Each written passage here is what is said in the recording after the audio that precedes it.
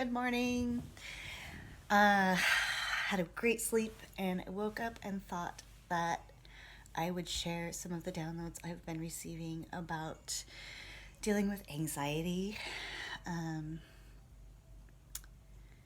I personally have been dealing with a lot of anxiety, but have been using some really amazing techniques to help work through it with ease and with grace to allow coming back to center continuously so that instead of getting stuck in the anxiety, it's more like riding waves of anxiety. And over time, as we go further and deeper into these practices, we can smooth out those waves so that they're smaller. And we can also find the joy in riding those waves. So you need to start somewhere, and that's what we're going to do today. So one of the main practices that I use for anxiety support is Primal Movement. And there are three main ones that I use. Shaking. So shaking is side to side. And I'm sitting down right now, so I'm focused on a side to side motion through my chest, which is great when we have anxiety. But it can be really helpful to focus on shaking and all the primal movements for the pelvis as well. So you'll be getting a little side to side motion as you're moving, sliding your hip side to side. And if you want to focus more on hip movement or pelvic movement, you can do these exercises standing. So for now, I'm just having like a side to side motion from my hips, and that's translating up into my chest. You can also focus more on your chest and less on your hips, depending on what feels good. The point is just to get that side to side motion. And what that is doing is activating the side walls of all of our internal organs, as well as our side bodies, our myofascial lines, the lines of connective tissue and muscles and nerves and blood vessels that run along the sides of the body. And those pathways are our wood pathways. And when they are very rigid and inflexible, they can actually break and snap. It's just like a tree in the wind. If a tree is flexible, it can flow with the wind. Likewise, we need our bodies, especially our wood aspects, to be flexible and hydrated and nourished. And they like to move, they like to twist.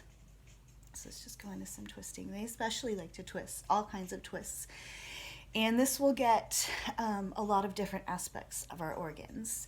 It will also help to elongate gently our side bodies, which we don't tend to do very often. We tend to have our elbows kind of clung into our sides and our arms out in front.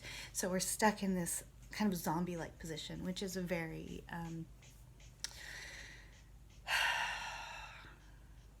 it's just a very frozen position, and our bodies do not like to be frozen. When they're frozen, our lymphatic systems are actually decreased, and our lymphatic systems are a big part of our immune system. And likewise, our organs don't tend to get much massage. We're not, doing visceral manipulation on ourselves. We're not doing abdominal body work on ourselves daily. And even, if we could, we don't necessarily know what to do. So shaking and rocking and bouncing and other primal movements help to massage the organs so that they're getting blood flow and that the nerves are awake and strong. Because when our nervous system is awake and strong all throughout our body, then we have a better chance of being grounded in our body and of being able to process emotions as they arise versus storing them as emotional trauma to process later, because our bodies have to do something with our emotions. If they don't move through us, then they get stuck within us and they create blockages that can literally build up over time to decrease blood flow, to cause nervous system dysfunction, and we go into a literal freeze state. Everything just kind of solidifies inside of us, which decreases our general health, decreases our immunity, makes it difficult to interact socially or romantically, and we end up going into a state of depression alternating with anxiety, maybe manic depression, all kinds of emotional dysfunction when we have that frozen state in our body. So I'm back to shaking. I generally alternate shaking and twisting.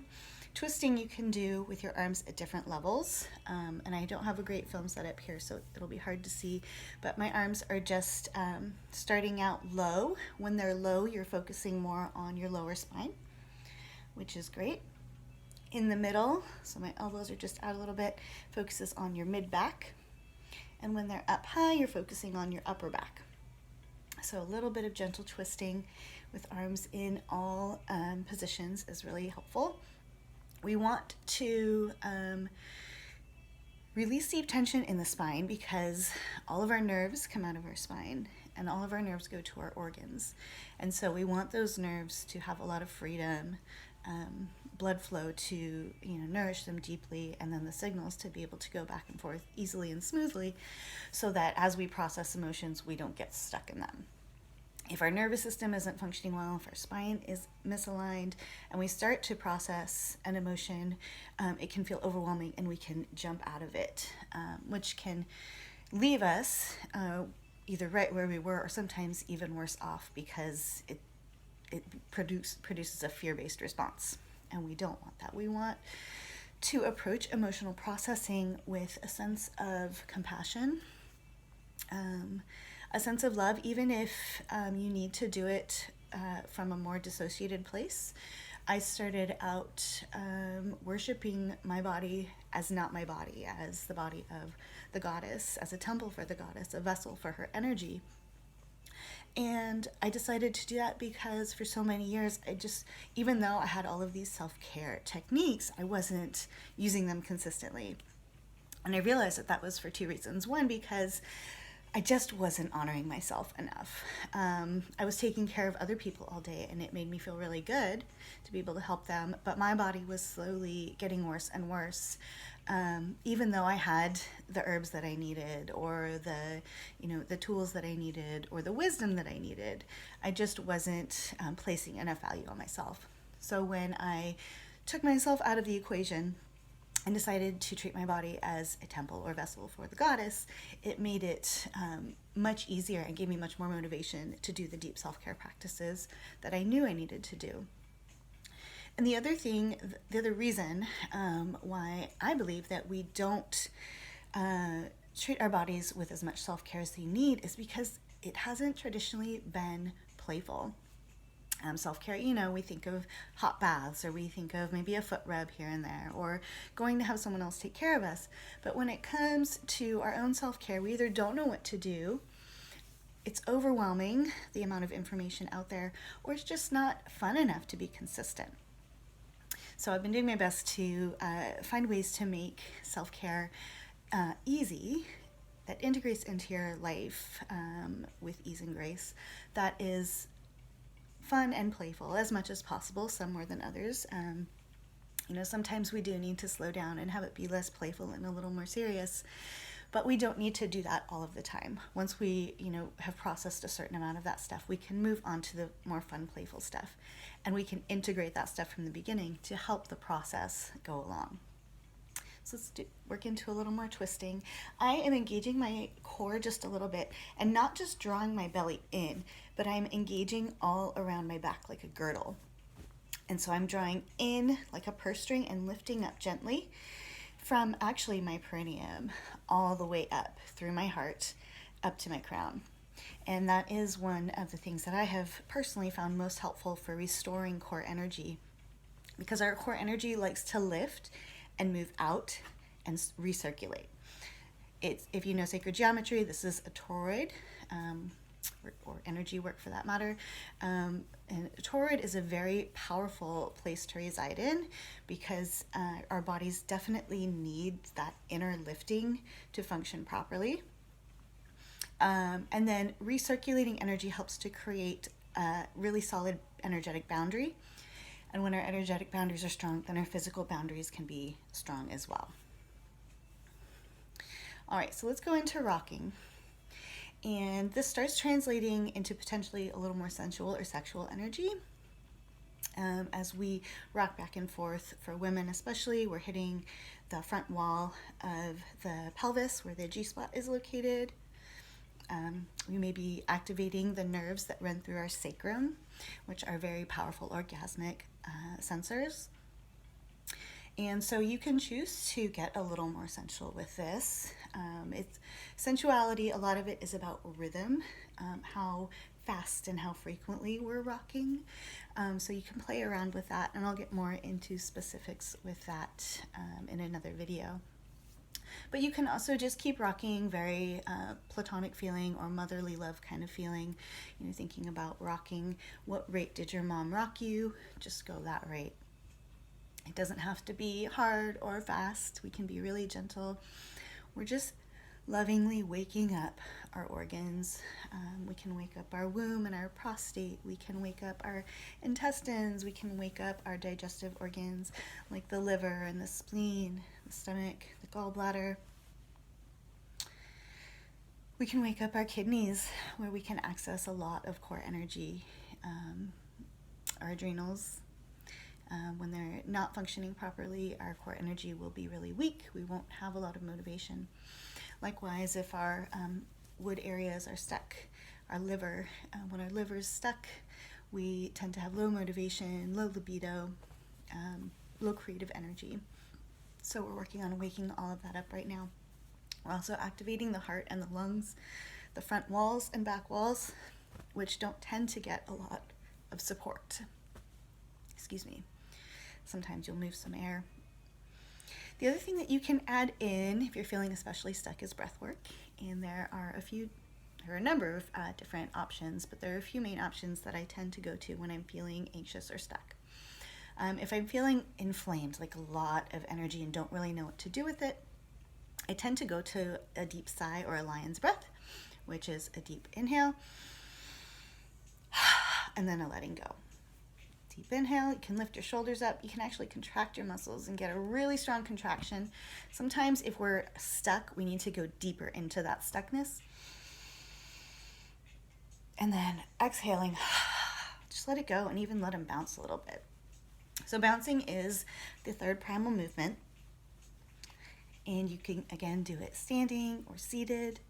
You can even do it laying down, which I'll demonstrate in another video. But I'm just lifting my shoulders up gently and dropping them. If you're feeling a lot of tension through this area, you can contract and drop down a few times. And you can contract and drop down in different ways. You can contract to the front and drop down, to the middle and drop down, or to the back and drop down. When you're contracting to the back, you're drawing your shoulder blades together gently. You don't want to cause any spasm. And then letting it drop down and going back into bouncing. The bouncing will keep the movement rippling through the muscles. If the contracting is too much, you can do it less. We go about 25 to 30% of our contractibility. So it's a gentle contraction. But if it's causing a spasm, just don't go there right now. And I'll show you another technique in the next video called positional release, which helps to relieve spasm or deep muscle contraction that you're having a hard time letting go of. So let's go back into bouncing. I tend to always go back into side to side shaking. That's my body's natural state. It is for a lot of people. So just let whatever motion happens happen naturally and spontaneously when you're in a primal movement state. So we did deep sigh. You can also go into lion's breath, which is a little more active, helps to release some extra heat from inflammation, especially from the liver area or the stomach. Deep breath in. Stick your tongue out and really push the air out. Traditionally with lion's pose in yoga, where we do the lion's breath, we're kneeling and lean forward and stick our tongue out at the same time. You can do that if you like, but if you're feeling especially stuck, you may not feel like doing all of those intense movements. So just build up slowly. You don't have to release all of the stuckness at once. That can actually create another block through stress over not being able to work through like you should, right? So we're not trying to get anywhere. We're just trying to slowly get things moving. Let's do another lion's breath.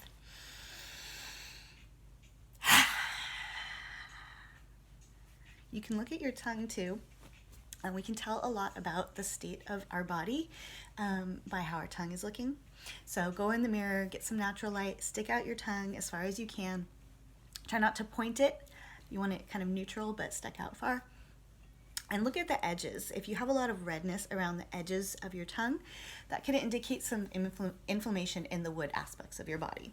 So that would mean you want to focus more on the side to side and the twisting. If you have a lot of redness on the tip of your tongue, that can indicate inflammation in your chest. Can be your lungs, but it's often the heart, which goes along with anxiety. And so just knowing to focus a little bit more on your heart, either with primal movements or acupressure or tapping, massage, using supplements, herbs, nutrition to support decreasing the inflammation and restoring heart function, as well as deeply nourishing. All of those things can be really supportive. And so I'll be going over all of those in different videos. So just look around, find the ones that say heart or anxiety, and give those a watch, and you'll get some helpful tips. So other breath work that we can do, if we're feeling really stuck and unmotivated, maybe not so much anxiety or a small amount of anxiety, but just really stuck, we can go into breath of fire. So we're just going to do a gentle breath of fire. And what we do for this one is inhale and let just little sniffs and let the air come out. And if we can, gently pulse our belly up and in, or our whole girdle up and in as we're doing it.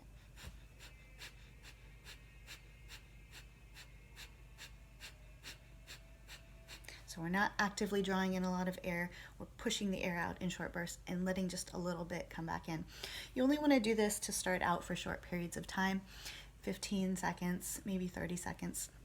But over time you can extend the time as you feel stronger and your core builds. But for now, just start out small and do it alternating with primal movements. When we build up too much fire, if the fire doesn't have anywhere to go, then it can get stuck and create more inflammation. And as always, we can go back to our slow and deep 3-part breath, where we fill up the chest, diaphragm, lower lungs, and belly with air, even releasing our perineum as we inhale, and exhaling, drawing everything back up and in. So we are alternating, releasing, letting go as we inhale, and drawing in and up to strengthen as we exhale.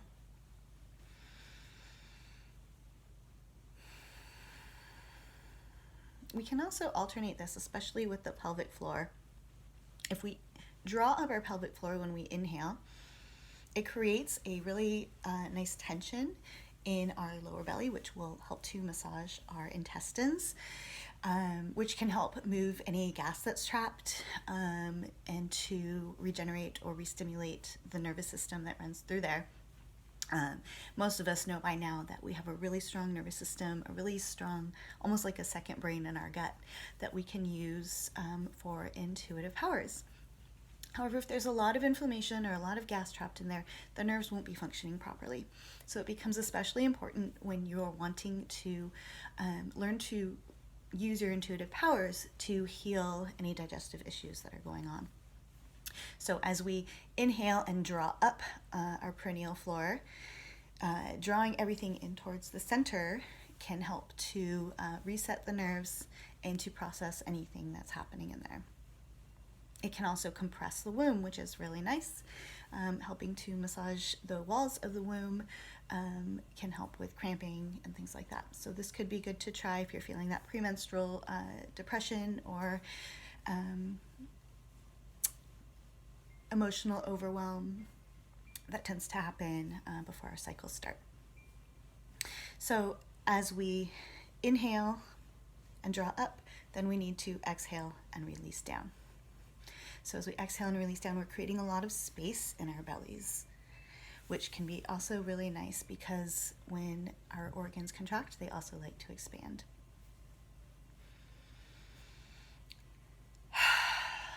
And then just gentle sighs throughout the day. It's okay to sigh. It's okay to feel overwhelmed in depression.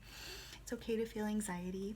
The key is to not be attached to feeling those things, to not be attached to feeling that suffering, to know that it's a temporary state that can get stuck within us, but it can also move through us just as quickly if we allow it.